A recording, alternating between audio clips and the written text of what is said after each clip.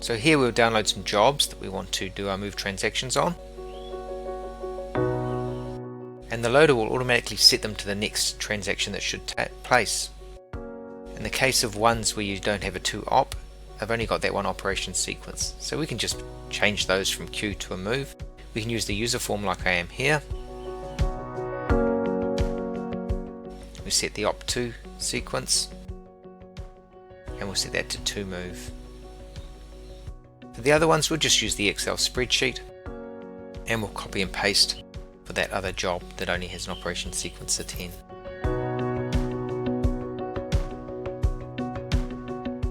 We can also change the quantities. We may not move everything, so in this example here we might only be doing half of these quantities for these jobs. We can put reason and reference information in as well. If we're doing scrapping, we can set the scrap account too. So we'll simply upload these values.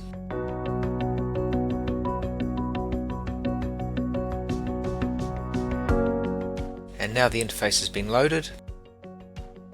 We can simply submit the concurrent request to perform the move transaction. You'll notice how we're doing everything out of the wizard here. And we view our requests. We can see the whip transaction worker running, and that's now completed.